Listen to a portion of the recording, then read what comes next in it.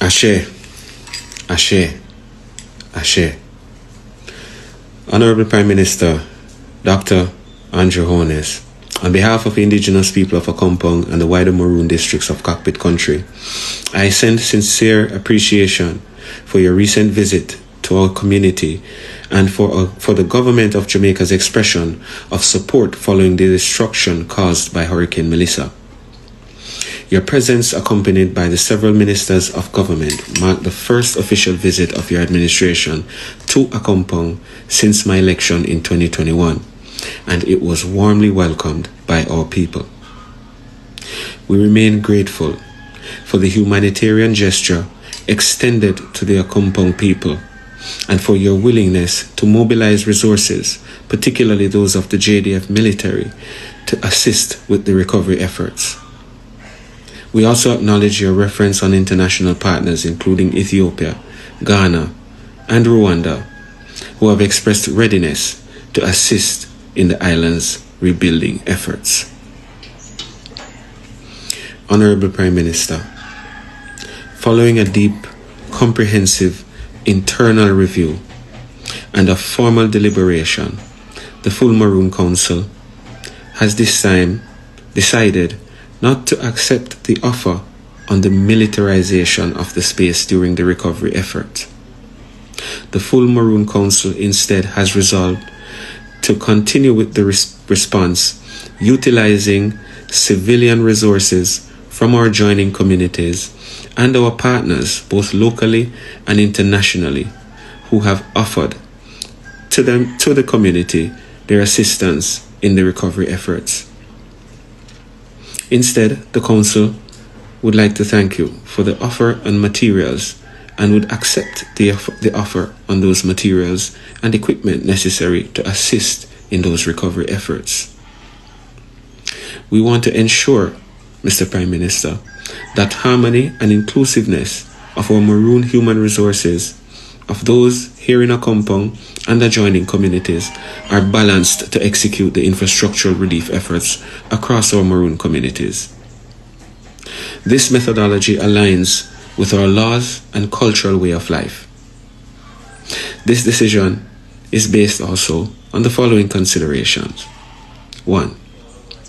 The established reconstruction partnerships and resources Akompong has secured through international donations, through technical sponsorships, and volunteer engineering assistance sufficient to address the rebuilding and development needs arising from the hurricane.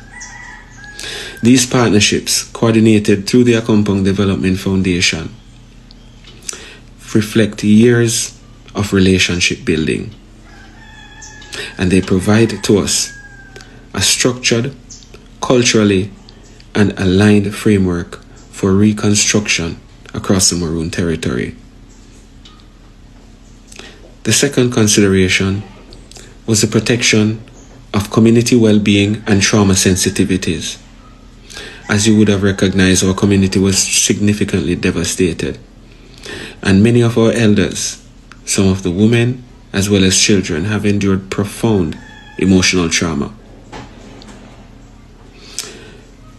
In the aftermath, the introduction of military personnel carrying assault rifles, as we would have seen just the other day, even in a humanitarian capacity, could exacerbate and distress and cause additional distress among residents of the community. The Council believes that reconstruction conducted through civilian and community-based teams is the most appropriate path for maintaining emotional security and cultural stability at this time. This, I'm sure, you can understand, Mr. Prime Minister. Our treaty obligations and governance. The third consideration would be the treaty obligations and governance responsibilities Akompong, as a treaty recognized indigenous polity under the 1738 treaty, bears the responsibility of in ensuring that the recovery operation within the territorial space are consistent with its laws, governance institutions, and cultural protocols. The Council has therefore determined that internal and partner-supported reconstruction efforts remain the most suitable avenue for the recovery from the damages that were sustained. This decision is not a rejection of cooperation, nor does it diminish the appreciation of the humanitarian intent behind your offer. We again thank you. But rather, it reflects Akompong's capacity to manage its internal recovery efforts through established civilian channels and international collaborative efforts that have been ongoing since the impact of this storm.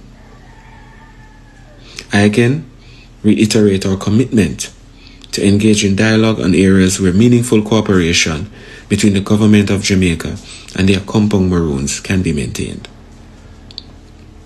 We thank everyone for their continued support, particularly in matters related to the disaster readiness and recovery from the effects of Hurricane Melissa. The Maroons continue to show their resilience and share their support with the broader communities impacted by the storm. We respectfully emphasize that this disaster relief cannot be interpreted as altering or diminishing Akompong's treaty-recognized autonomy. The historical and legal foundations of the 1738 treaty remain intact and continue to guide our interactions with the Jamaica state government. Honorable Prime Minister, we again express our sincere gratitude for your visit and your expression of solidarity during this difficult time. We remain committed to peaceful engagement, transparent dialogue, and long-term well-being of all communities within the cockpit country. May this period of national recovery represent an opportunity for renewed mutual respect and for collaborative efforts that honor both Jamaica's constitutional framework and Akompong's treaty-based autonomy. Thank you.